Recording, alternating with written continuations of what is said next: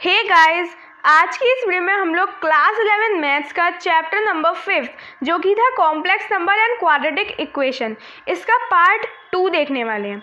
इससे पहले जो हमने वीडियो बनाई थी उसके अंदर हम लोगों ने कॉम्प्लेक्स नंबर इस टॉपिक को बहुत ही अच्छे से कंप्लीट कर लिया था। इस वीडियो में हम लोग क्वाड्रेटिक इक्वेशन इस टॉपिक को कंप्लीट करने वाले हैं और ये जो पूरे नोट्स हम लोग यहाँ पे पढ़ेंगे उसका जो PDF है वो आपको डिस्क्रिप्शन बॉक्स में मिल जाएगा। तो चलिए वीडियो शुरू करते हैं। Quadratic equation. अब ये वाला जो टॉपिक है क्वाड्रेटिक इक्वेशन, ये आप लोगों ने क्लास 10th में भी पढ़ा होगा, क्योंकि क्लास 10 में हम लोगों ने इसका कुछ बेसिक अच्छे से समझ लिया था। अब ये 11th में आया हुआ है। क्यों आया है? क्योंकि जो हमने कॉम्प्लेक्स नंबर इससे पहले का टॉपिक पढ़ा है, कॉम्प्लेक्स नंबर में हमको कुछ एक अलग वैल्यू मिल गई थी। क्या? आयोटा इज इक्वल्स टू √-1 की हमें वैल्यू मिली थी। इस वैल्यू से क्वाड्रेटिक के जो 10th में क्वेश्चन सॉल्व नहीं होते थे वो इसको यूज़ करने के बाद सॉल्व हो जाएंगे। तो अब जो कुछ अलग अलग क्वाड्रेटिक इक्वेशन आएंगी उनकी वैल्यू किस टर्म में आएगी? आयोटा के टर्म में आएगी। तो इसलिए हम लोग complex number and quadratic equation इस चैप्टर को पढ़ते हैं। अब देखिए कॉम्प्लेक्स नंबर, वैसे तो आपको पता ही होगा होता क्या है। इसकी हम लोग एक जनरल फॉर्म देख लेते हैं, इस इक्वेशन की जनरल फॉर्म क्या होती है। अब देखिए सभी क्या होते हैं, ज़्यादातर पॉलिनोमियल के बारे में आप लोगों ने पढ़ा ही होगा। अब पॉलिनोमियल आपको पता होगा, उसमें हम लोग क्या देखते हैं, पावर वगैरह ये सारी चीज़ें देखते हैं, ये आपने पढ़ा होगा। अब क्वाड्रेटिक इक्वेशन जो है वो पॉलिनोमियल का ही तो एक पार्ट है ना। तो जनरल फॉर्म क्या होती है क्वाड्रेटिक इक्वेशन की? तो यहाँ पे मैंने लिख रखा है जनरल फॉर्म क्वाड्रेटिक इक्वेशन की क्या होती है? ax² + bx + c is equals to 0 where a should not be equals to 0। a जो है वो कभी भी 0 नहीं होगा, ये इसमें रेस्ट्रिक्शन है, ये आपको अच्छे से दिमाग में रखना है। अगर यहाँ पे a की वैल्यू 0 हो गई तो ये पूरा टर्म 0 हो गया, तो यहाँ पे बचेगा क्या? bx + c। तो ये तो क्वाड्रेटिक इक्वेशन है ही नहीं। क्वाड्रेटिक का मतलब क्या होता है? क्वाड मतलब होता है 2। तो क्या हो गया? क्वाड्रेटिक इक्वेशन में होता है इसका मतलब कि किसी भी एक इक्वेशन की पावर में सबसे पहले जो टर्म होता है उसकी पावर कितनी दे रखी हो? 2 दे रखी हो। ये होता है क्वाड्रेटिक का मतलब। आई होप आपको ये तो पता ही होगा।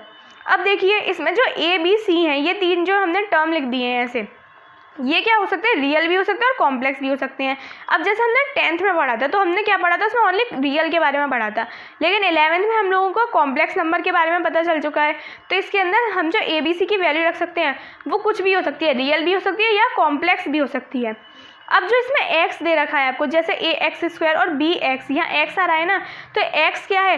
x जो है वो एक वेरिएबल का काम करता है। x किसका काम करता है? वेरिएबल का काम करता है।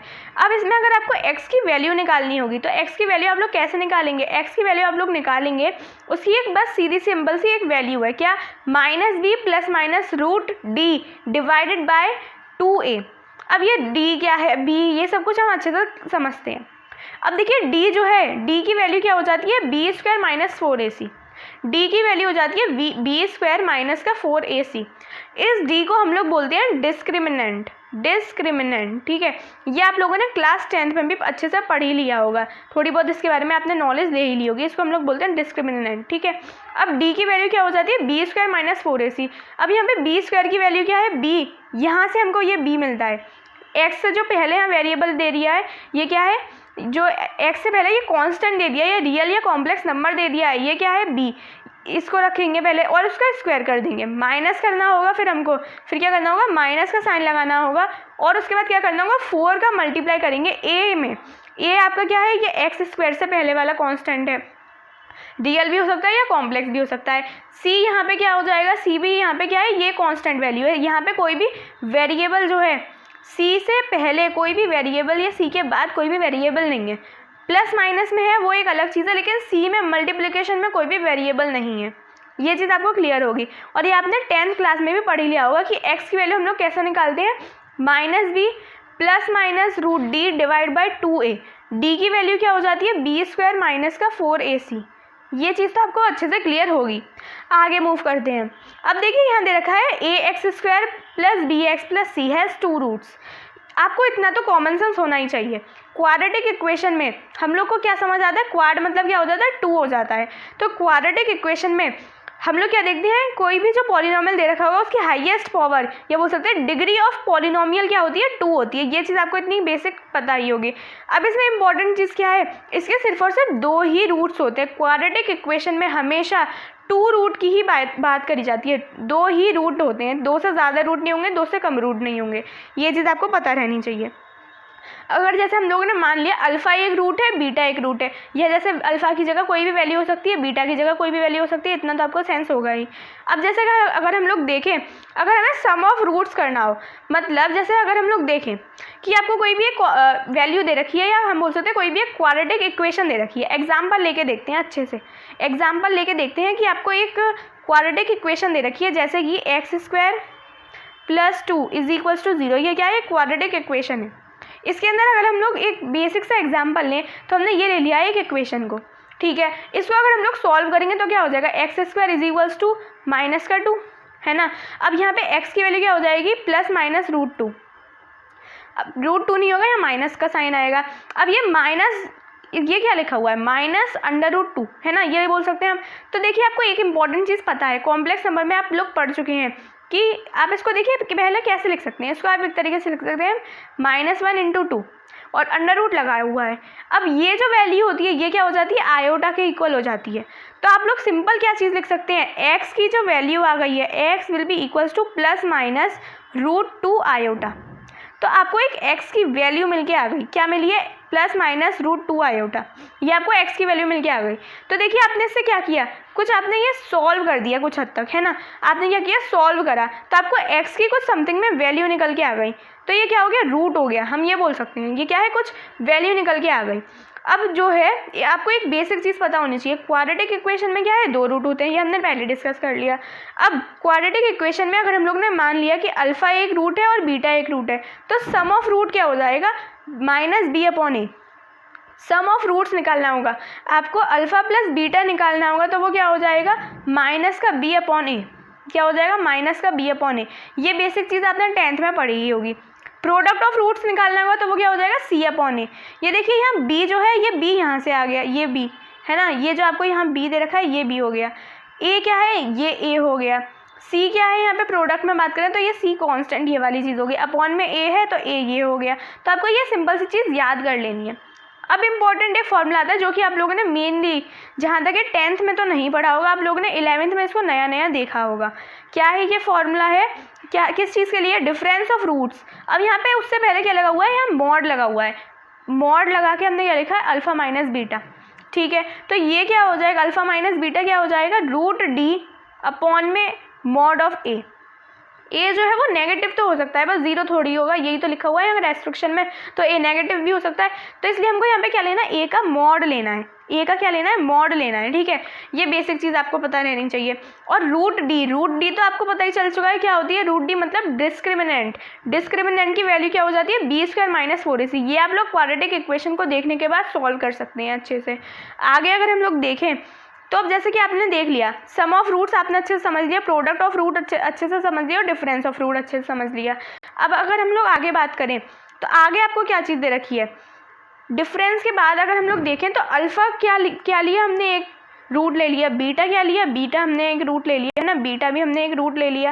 अब अगर हम लोग इसमें बात करें डायरेक्ट अल्फ़ा की वैल्यू निकालनी हो या डायरेक्ट हमें बीटा की वैल्यू निकालनी हो, तो ये हम लोग कैसे फाइंड करेंगे? अल्फ़ा की अगर हमें डायरेक्टली वैल्यू निकालनी है तो वो कैसे निकलेगी? -b प्लस √d बोल दीजिए या प्लस √ बोल दीजिए b² - 4ac। ये बेसिक चीज़ पता है आपको।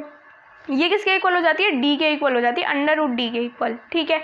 और अपॉन में 2a, ठीक है। और बीटा की अगर हम लोग बात करें तो क्या है? -b, यहाँ बस माइनस का चेंज है, ये चीज़ आपने नोटिस करी होगी। और इम्पॉर्टेंट चीज़ अगर आप लोग को समझ आती हो तो आप लोगों ने देखिए ये x की जो वैल्यू निकाली है ना, ये x वेरिएबल जो था, इसकी आप लोगों ने जो वैल्यू निकाली है क्या निकाली थी? ये -b plus √d divide by 2a, यही तो निकाली है। और यहाँ पे गौर करिए तो यहाँ पे क्या है? -b तो है ही, फिर क्या है? √d मतलब b² - 4ac। बस यहाँ पे किसका चेंज है? साइन का चेंज है। साइन का कैसा चेंज है? यहाँ पे है प्लस माइनस, यहाँ आप लोगों ने स्पेसिफिकली क्या ले लिया? प्लस ले लिया। यहाँ पे प्लस की बजाय क्या लिया? माइनस लिया। तो ये दो रूट बन गए एक्स के, जो आप लोगों ने एक्स जो क्या था? वेरिएबल था। एक्स जो कि क्या था? वेरिएबल था। उसकी आप लोगों ने एक अलग से वैल्यू फाइंड कर ली, ठीक है। वैल्यू अलग से आप लोगों ने फाइंड कर ली इस मेथड की हेल्प से, ठीक है। इस जो आपको एक वैल्यू दे रखी है इसकी हेल्प से, और इससे आप लोगों ने अल्फ़ा और बीटा की वैल्यू फाइंड कर ली। आप लोगों ने एक्स की वैल्यू फाइंड करी, उससे आप लोगों ने अल्फ़ा और बीटा की वैल्यू फाइंड कर ली। बस साइन का यहाँ पे चेंज है, ठीक है। अब देखिए आगे अगर हम लोग देखें तो आपको क्या दे रखा है यहाँ पे, अगर डी जो है डिस्क्रिमिनेंट वो क्या है, वो 0 के इक्वल हो जाएगा। तो जो रूट्स होंगी वो कैसी होंगी, इक्वल और रियल रूट्स होंगी, इक्वल होंगी और रियल रूट्स होंगी।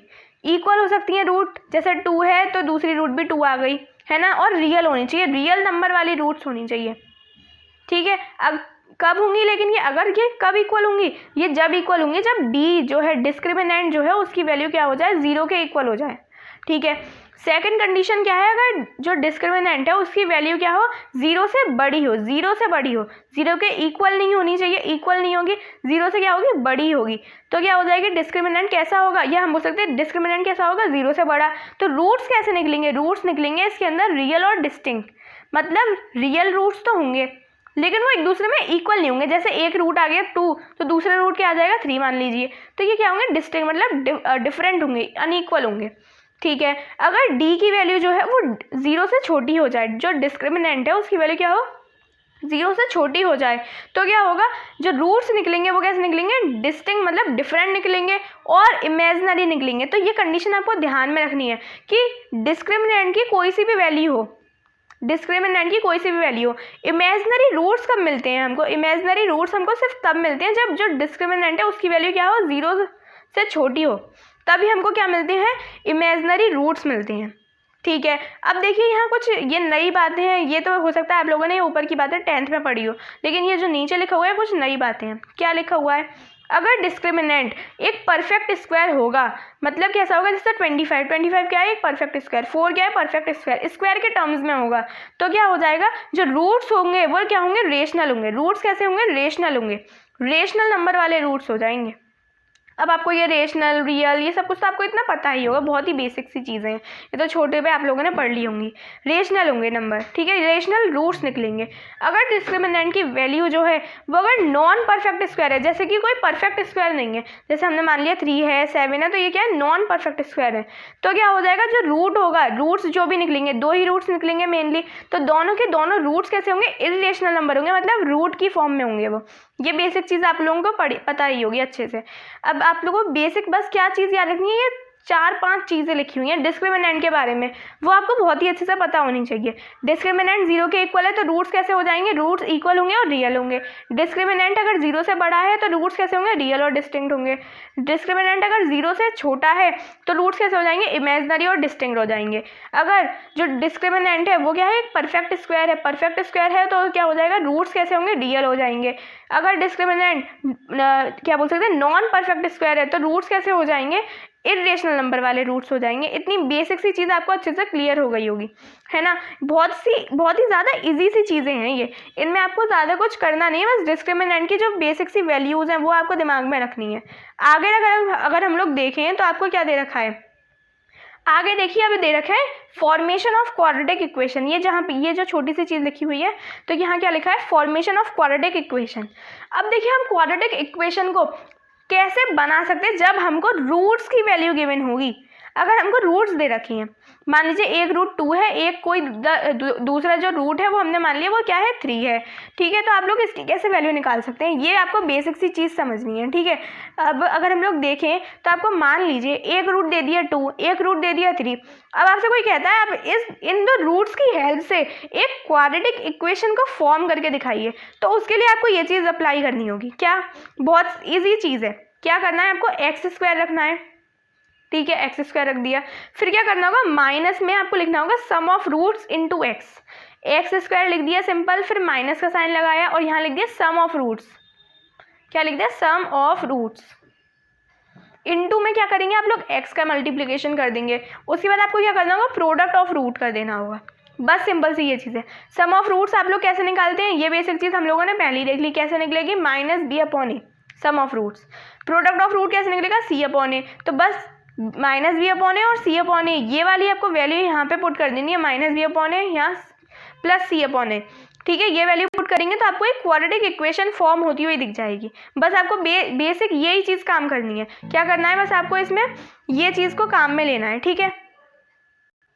अब देखिए आगे अगर हम लोग बात करें तो अगर जैसे हमने क्वाड्रेटिक इक्वेशन की तो अच्छे से बात कर ली, कैसे कैसे रूट्स होते हैं और क्या क्या चीज़ें हैं। अगर हमें क्यूबिक इक्वेशन दे रखी हो, पॉलिनोमियल की हम लोग अगर बात करते हैं तो उसमें तो इक्वेशन अलग अलग तरीके की हो सकती है, लीनियर पॉलिनोमियल होता है, क्वाड्रेटिक पॉलिनोमियल, ये सब तरीके के होते हैं।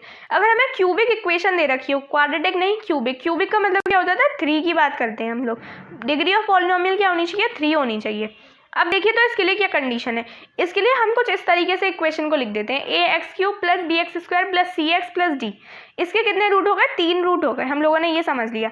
अगर क्वाड्रेटिक है तो कितने रूट हो जाएंगे, 2 रूट हो जाएंगे। क्यूबिक है तो 3 रूट। बाय क्वाड्रेटिक मतलब 4 की बात करते हैं तो बाय क्वाड्रेटिक में कितने हो जाएंगे, 4 रूट हो जाएंगे। ऐसे करके रूट्स निकालने आने चाहिए।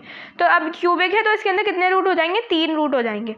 अगर इसमें हम लोग देखें तो सम ऑफ रूट्स जब भी आप लोगों को निकालना होगा, जैसे उसमें आपने निकाला क्वाड्रेटिक के अंदर आप लोगों ने निकाला सम ऑफ रूट्स, तो क्या निकाला, माइनस बी अपॉन ए। तो इसमें भी आपको यही करना है, माइनस बी अपॉन ए। ठीक है। अगर आप लोगों ने प्रोडक्ट ऑफ रूट्स निकालना है, आप लोगों को अगर प्रोडक्ट ऑफ रूट्स निकालना है alpha into beta into gamma, तो इसकी वैल्यू क्या हो जाएगी, इसकी हो जाएगी माइनस का डी अपॉन सी। ये इसकी वैल्यू हो जाएगी, क्या हो जाएगी, माइनस का डी अपॉन सी। ये सिंपल सी चीज़ याद रखनी है। अगर आप लोगों ने ये चीज़ अच्छे से रिकॉल करी हो कि जो क्वाड्रेटिक इक्वेशन थे उसके अंदर अगर प्रोडक्ट ऑफ रूट्स की बात करेंगे तो क्या हो जाएगा, सी अपॉन ए था, इसमें क्या है, माइनस डी अपॉन सी है। ये आपको बेसिक चीज़ इतना करना आना चाहिए, बहुत इजी है, ज़्यादा कुछ नहीं है, आपको बस ये वैल्यूज़ जो हैं ये याद करनी है। अगर आगे हम लोग देखें तो sum of root taken 2 at a time, जैसे हमने देख लिया अल्फा इंटू बीटा, फिर सम कर दिया, फिर बीटा इंटू गामा कर दिया, फिर सम कर दिया, फिर गामा इंटू अल्फा कर दिया। तो ऐसे सम करना हमको रूट्स का, तो हमें इसके लिए क्या चीज़ करनी होगी, सी अपॉन ए, ये वैल्यू करनी होगी। ठीक है, इतनी बेसिक सी चीज़ है, इसको आपको आप लोगों को बस याद करना और कुछ नहीं करना। सो ये आपको ये अच्छे से समझ आ जाएगा। आगे मूव करते हैं। अब देखिए क्वाड्रेटिक इक्वेशन में अगर हम लोग बात कर लें, हमें क्वाड्रेटिक को अच्छे से समझ आ गया, फिर हमने क्यूबिक भी देख लिया।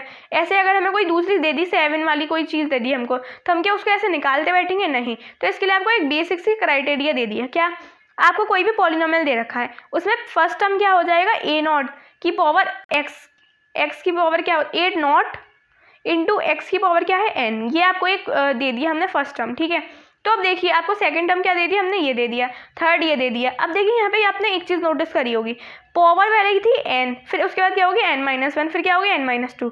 अब देखिए आप लोग इससे रिलेट करने की कोशिश करिए, जैसे कि आपको यहाँ पे दे रखी है ए नॉट एक्स की पावर n है, तो जैसे हमने देखा ए एक्स की पावर क्या है 2, फिर उसके बाद अगर हम लोग देखें यहाँ एक्स की पावर घट गई, एक घटी है, 1 में से माइनस कर दिया, तो देखिए 2 था तो 2 में से 1 माइनस करेंगे तो 1 ही तो बचेगा। तो यहाँ क्या कर दिया, b इंटू एक्स कर दिया, यहाँ एक्स की कोई पावर नहीं है, तो बेसिक हमने यही चीज़ करी है और कुछ नहीं करा है। ठीक है, ये n नंबर्स तक जाती है। ठीक है, n कोई भी हमने डिग्री ऑफ पॉलिनोमियल ले लिया वहाँ तक जाती है, चलिए ठीक है। लेकिन इसमें इंपॉर्टेंट चीज़ क्या है, जो फर्स्ट टर्म है वो 0 के इक्वल नहीं होना चाहिए, ए नॉट जो है वो 0 के इक्वल नहीं होना चाहिए। हमने और क्या चीज़ मान ली, हमने एक और इम्पॉर्टेंट चीज़ मानी है कि जो ये है ना, हमने जो पॉलिनोमियल ले लिया विद डिग्री क्या है, n दे दी है, डिग्री ऑफ पॉलिनोमियल क्या है, n है, तो इसमें आपने जो रूट्स देखे वो कितने हो गए, अल्फा 1 से लेके अल्फा 2 अल्फा 3 से लेके अल्फा n तक हो गए, इतने रूट्स हो गए। ठीक है, अगर हमको इसके अंदर सम ऑफ रूट्स फाइंड करने होंगे तो उसके लिए आपको क्या करना होगा, माइनस का a1 अपॉन में a नॉट। ठीक है, माइनस का a1 upon a not, minus का a1 मतलब सेकेंड वाला टर्म, ठीक है, और अपॉन में a नॉट मतलब ये फर्स्ट वाला। ठीक है, याद, ये अच्छे से समझ आ गया, याद कर लिया। अब अगर आपसे पूछा हो some of roots taken 2 at a time, some of roots taken 2 at a time, तो इसके लिए आपको क्या करना होगा, a2 मतलब थर्ड वाला जो हमारा टर्म है, थर्ड वाला टर्म जो होगा उसके अपॉन में क्या करना होगा, फर्स्ट वाले टर्म को करना होगा। ठीक है, आप लोगों को ये बेसिक चीज़ तो समझ आ गई होगी, जैसे हमने पहले देख लिया है। ठीक है, उसके बाद अगर हम लोग थर्ड वाला देखें तो क्या है, प्रोडक्ट ऑफ रूट्स।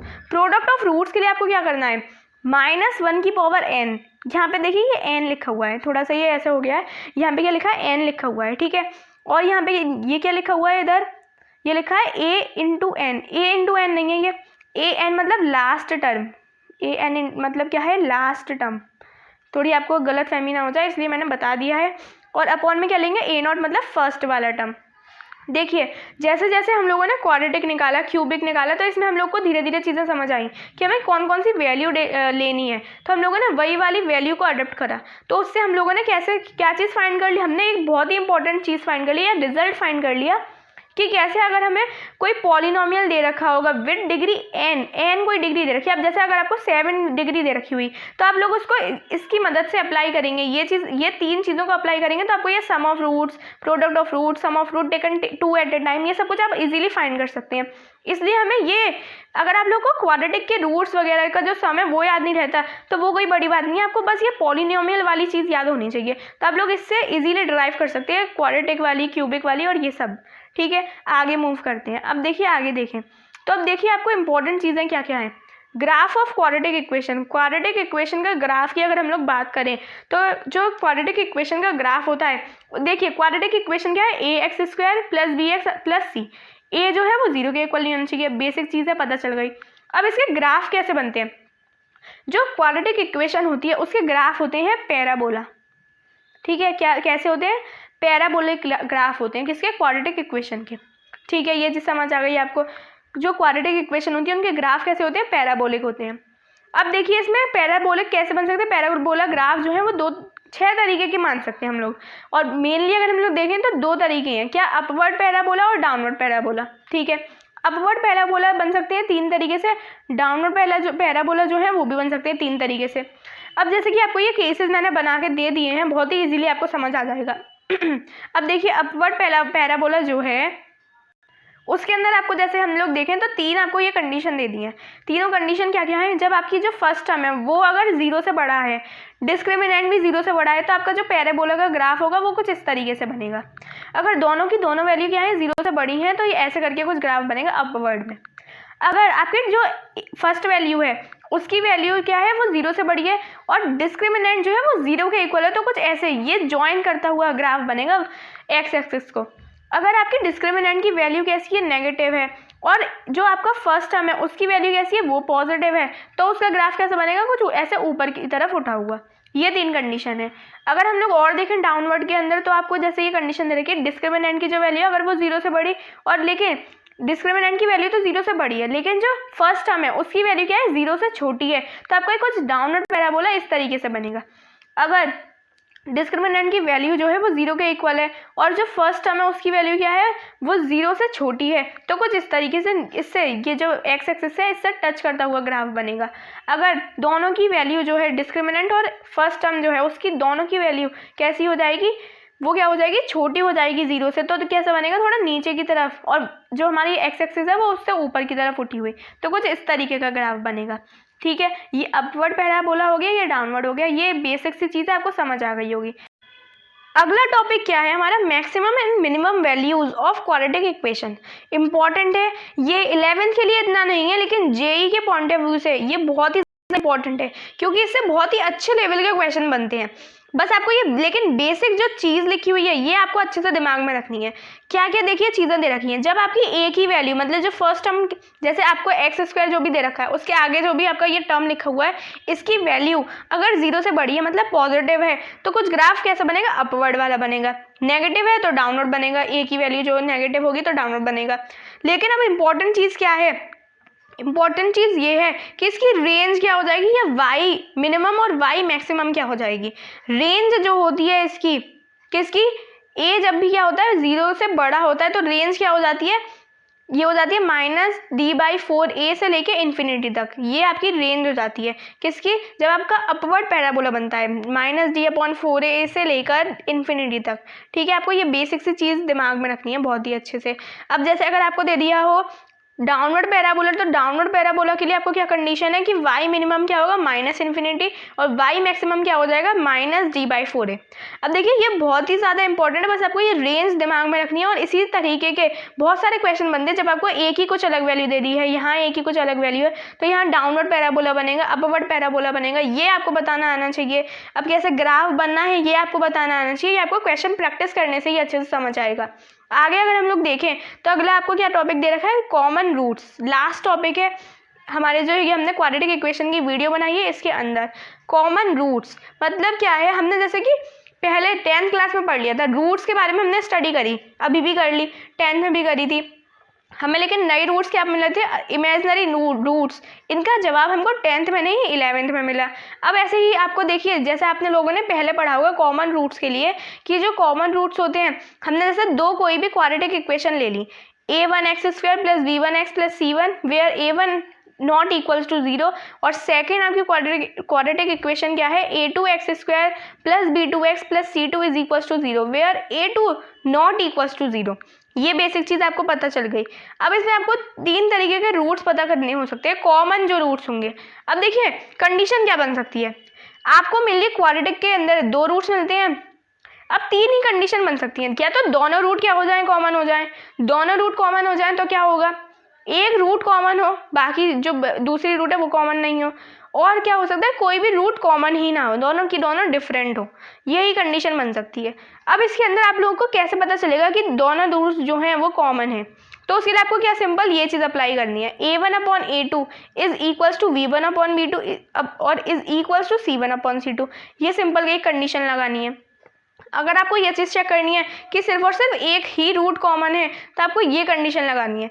कुछ लोग होते हैं वो इसको याद कर लेते हैं, लेकिन हाँ, हम बेसिक अप्रोच देखें तो प्रॉब्लम सॉल्विंग की हेल्प से हम लोग इसको देख सकते हैं। तो आप लोग चाहें तो ये याद भी कर सकते हैं, अगर आपको जल्दी से जल्दी क्वेश्चन को सॉल्व करना है तो ये बेसिक चीज़ आप लोग याद कर सकते हैं कि कैसे अगर वन रूट कॉमन हो हम उसके कैसे फाइंड करेंगे, तो ये कंडीशन को लगाने के बाद।